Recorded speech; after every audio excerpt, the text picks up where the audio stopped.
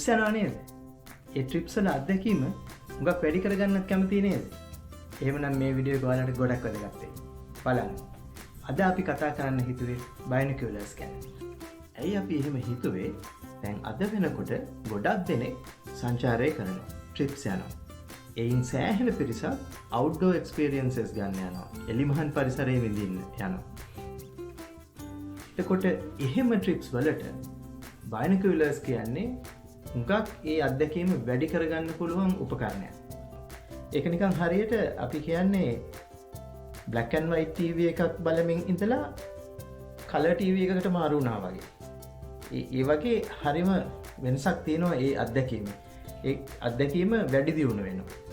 මම backyard hikers family එකේ මහේන්ද්‍ර. බයිනොකියුලර්ස් ගැන මේ විස්තර මම කතා කරන්නේ අවුරුදු ගණනාවක් බර්ඩ් වොචින් වලට, වයිල්ඩ්ලයිෆ් වීවිං වලට, වයිල්ඩ්ලයිෆ් රිසර්ච් වලට බයිනොකියුලර්ස් පාවිච්චි කරලා ලැබපු අත්දැකීමයි දැනුමයි උපයෝගී කරගෙන. රයිට්. එතකොට ඔයාලා අපේ channel එකට අලුත් නම්, එහෙම නැත්නම් තාම අපේ channel එක subscribe කරලා නැත්නම් අපේ channel එක subscribe කරන්න. අලුත් වීඩියෝ එකක් මිස් වෙන්නේ නැති වෙන්න bell icon එක click කරලා notification උත් on කරගන්න. අපි බලාපොරොත්තු වෙනවා බයිනොකියුලර්ස් පාවිච්චිය ගැන පොඩි වීඩියෝ සීරීස් එකක් කරන්න. මේ මුළු සීරීස් එකේම අරමුණ බයිනොකියුලර්ස් හරියට පාවිච්චි කරන්නේ කොහොමද කියලා දෙන එක. දැන් මේ වීඩියෝ සීරීස් එකට ඇතුළත් වෙනවා ට්‍රිප් එකකදී, මොනම විදිහේ ට්‍රිප් එකකදී හරි බයිනොකියුලර්ස් පාවිච්චි කරන්න පුළුවන් අවස්ථා කීපයක් ගැන. එතකොට ඒකෙන් ඔයාලට අදහසක් ගන්න පුළුවන් මොන විදිහට බයිනොකියුලර්ස් පාවිච්චි කරන්න පුළුවන්ද කියලා. ඊළඟට බයිනොකියුලර්ස් වලින් අපිට ලැබෙන ප්‍රයෝජන, එහෙම නැත්නම් බයිනොකියුලර්ස් වල කාර්යය මොකක්ද කියන එක. ඒ වගේම බයිනොකියුලර්ස් පාවිච්චි කරන්න අපි දැනගන්න ඕනි මූලික කරුණු ටික. අපි ඕනෙම උපකරණයක් පාවිච්චි කරද්දී ඒක ගැන යම් දැනුමක් තියෙන්න ඕනේ. අන්න ඒ මූලික දැනුම ලබා දෙන්න. ඒ වගේම බයිනොකියුලර්ස් හරියට පාවිච්චි කරන්නේ කොහොමද කියන එක. ඊට අමතරව අපි බලාපොරොත්තු වෙනවා බයිනොකියුලර්ස් මිලදී ගන්නවා නම් අපේ අවශ්‍යතාවයටයි අපේ බජට් එකටයි ගැලපෙන්න බයිනොකියුලර් එකක් තෝරගන්නේ කොහොමද කියන එක කියන්න.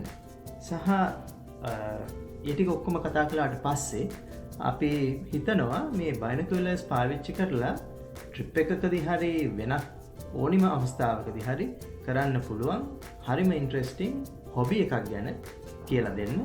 ඒ හොබි එක ඉන්ට්‍රොඩියුස් කරන්න. ඒ තමයි බර්ඩ් වොචින්.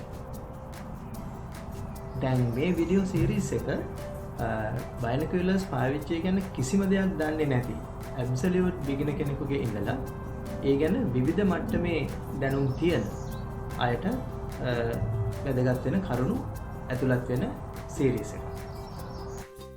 ඔයාලා කවුරු හරි බයිනොකියුලර්ස් පාවිච්චිය ගැන අලුතෙන්ම ඉගෙන ගන්න කෙනෙක් නම්, ඇබ්සලියුට් බිගිනර් කෙනෙක් නම් මේ සීරීස් එක මුල ඉඳලා පිළිවෙලට බලන එක විශේෂයෙන්ම වැදගත් වෙනවා. මොකද ඒ කෙටි වීඩියෝස් වලින් යන මේ සීරීස් එකේ එකක් අනිකට සම්බන්ධයි. පළවෙනි එක ෆලෝ කළාට පස්සේ තමයි දෙවෙනි එක හරියට තේරුම් ගන්න පුළුවන් වෙන්නේ. නමුත් යම් මට්ටමක දැනුමක් තියෙන කෙනෙකුට නම් අතරමැද එපිසෝඩ්ස් වලට ගිහිල්ලා Tamanට කැමති එක බැලුවයි කියලා ලොකු ප්‍රශ්නයක් වෙන්නේ නැහැ. දැන් මේ වීඩියෝ එකෙන් අපි බලනවා මූලික කාරණා දෙකක් ගැන. එකක් තමයි බයිනොකියුලර්ස් ට්‍රිප් එකකදී පාවිච්චි කළ හැකි අවස්ථා ගැන අදහසක් ගන්න. එහෙම අවස්ථා කීපයක් ගැන බලනවා. ඊළඟට අපි බලනවා බයිනොකියුලර්ස් වලින් අපි කරගන්න බලාපොරොත්තු වෙන දේ මොකක්ද කියන එක. වෙන විදිහකට කිව්වොත් බයිනොකියුලර්ස් වල කාර්යය, ෆන්ක්ෂන් එක මොකක්ද කියන එක. ඔයාලා යන්නේ නේචර් ට්‍රිප් එකක් නම් කැම්පින් වෙන්න පුළුවන්, හයික් එකක් වෙන්න පුළුවන්, එහෙම නැත්නම් සත්තු බලන්න යන ඩේ ට්‍රිප් එකක් වෙන්න පුළුවන්. ඒ වගේ ට්‍රිප් එකකට නම් බයිනොකියුලර්ස් ළඟ තියෙන එක අත්‍යවශ්‍යමයි කියලා තමයි මට නම් හිතෙන්නේ. තාමත් හැබැයි ගොඩක් දෙනෙක් මේ එහෙම ට්‍රිප් එකකට උනත් බයිනොකියුලර්ස් ගෙනියනවා කියලා පේන්නේ නැහැ. ඒ ප්‍රචලිත වීමේ අඩුවක් තියෙනවා.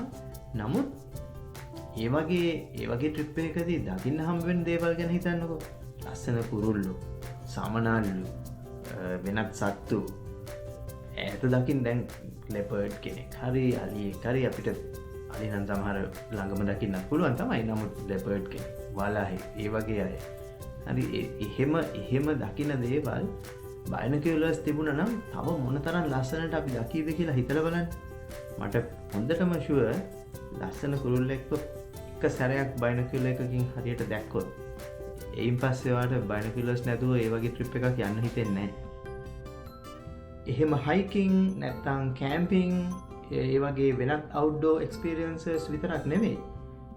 හිතන්නකෝ අපි කල්චරල් ට්‍රිප් එකක් ගියා කියලා අනුරාධපුර පොළොන්නරුව වගේ තැනක. එතකොට අපේ මහා මොනියුමන්ට් ජේතවනාරාමයේ අවු කරන වගේ මහා මොනියුමන්ට් එකක උඩ තැනක් දකින්න අපිට පුළුවන් නම් ඒක හරිම ඉන්ට්‍රෙස්ටිං. දැන් උදාහරණයකට ගත්තොත් ජේතවනාරාමයේ හතරැස් කොටුව උඩ ලොකු අශෝක් ලේලන්ඩ් බස් එකක් තනියම උදව්කාරයෙක් නැතුව හරවන්න පුළුවන් කියලා කියන්නේ ඒ තරම් ලොකුයි. අපිට ඒක එහෙම පේන්නේ නැහැ නේ බිම ඉඳන් බලනකොට. එතකොට බයිනොකියුලර්ස් තිබුණා නම් අපිට ඒ වගේ දෙයක් ගැන යම් අදහසක් හරි ගන්න පුළුවන්.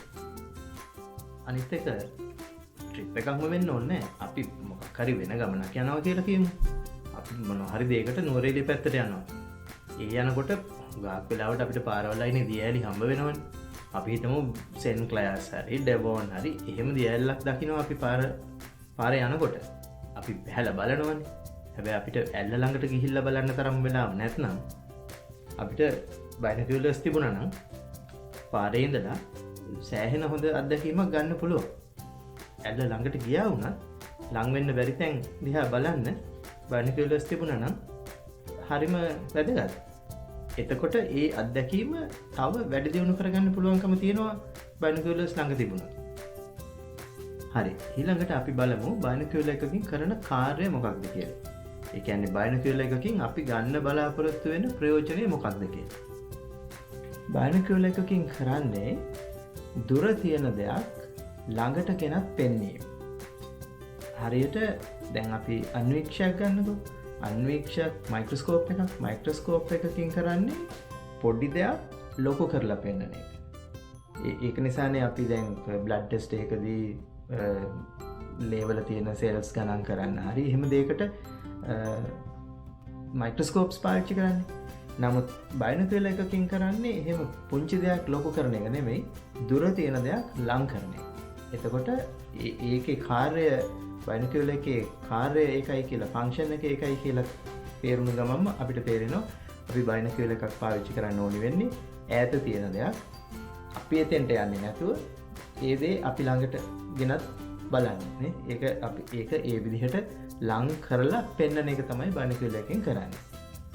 දැන් මේ ලං කරන ප්‍රමාණය කියන එකට කියනවා මැග්නිෆිකේෂන් කියලා. අපි මැග්නිෆිකේෂන් ගැන පස්සේ ආයෙත් කතා කරනවා. බයිනොකියුලර් එකක මැග්නිෆිකේෂන් කියලා කියන්නේ කොයිතරම් අපි කිසියම් වස්තුවක් කොයිතරම් ලං කරනවද කියන එක. මයික්‍රොස්කෝප් එකක මැග්නිෆිකේෂන් එකෙන් කියන්නේ කොයිතරම් ලොකු කරනවද කියන එක. හැබැයි ওই දෙකම එකම වචනයෙන් කියන්නේ මැග්නිෆිකේෂන් කියලානේ. ඉතින් අපි එතකොට සිංහලෙන් කියන්නේ විශාලනය කියලා.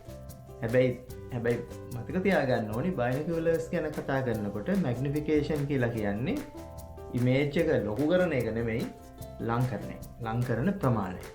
දැන් අපි බලමු පොඩි උදාහරණයකින් මේ බයිනොකියුලර්ස් වලින් දුර තියෙන දෙයක් ලං කරලා පෙන්වීමේ තියෙන වැදගත්කම කොයි වගේද කියලා. අපි ගමු පොඩි දෙයක්. මේ සිප්පි කටුව ගන්නකො. දැන් මේ සිප්පි කටුවේ මොනවා හරි ඩීටේල්ස් ටිකක් පේනවනේ. මේ ලයින්ස් තියෙනවා, කාණු වගේ තියෙනවා, පාට විවිධ දුඹුරු පාටවලම විවිධ ටෝන්ස් කීපයක් පේනවා. එහෙම විස්තර ටිකක් පේනවනේ. මේ තරම් දුරින් කැමරා ලෙන්ස් එකට මේ අඩි එකමාරක් වගේ දුරින් තිබ්බහම පේන තරම. අපි මේක ඈඩ් කළොත් අර කියපු ඩීටේල් එකම පොඩ්ඩක් පැහැදිලි තැනකින් තියමු මෙහෙම. දැන් අර ඉස්සෙල්ලා පෙනුණු ඩීටේල් එකම පේනවද? ඒ ලයින්ස්, ඒ ගූස්, පාටවල් වල ඒ විදිහටම ඒ ඩීටේල් එක පේනවද? හැබැයි අපි මේක ක්‍රමයෙන් ළඟට ගෙනාවොත් ඒ ළඟට ගෙනීම හින්දම ඩීටේල් එකේ වෙනසක් වෙනවානේ. ප්‍රමාණයේ චූටි වෙනසක් වෙනවා. හැබැයි ඊට වඩා සිද්ධ වෙන්නේ ඩීටේල් එක වැඩිපුර පේන්න පටන් ගන්න එක. ඉතින් ඒක තමයි බයිනොකියුලර් එකකින් කරන දේ. දුර තියෙන දෙයක් ළඟට ගෙනත් පෙන්නලා අපිට වැඩි ඩීටේල් එකක්, වැඩි විස්තරයක් ඒක ගැන බලා ගන්න සැලැස්සීම. එතකොට අද වීඩියෝ එකෙන් අපි කතා කරන්න බලාපොරොත්තු වෙන්නේ ඔන්න ඔය ටික. ඊළඟ වීඩියෝ එකෙන් ඉක්මනින්ම හම්බෙමු. බොහොම ස්තුතියි බැලුවට. පරිස්සමෙන් ඉන්න.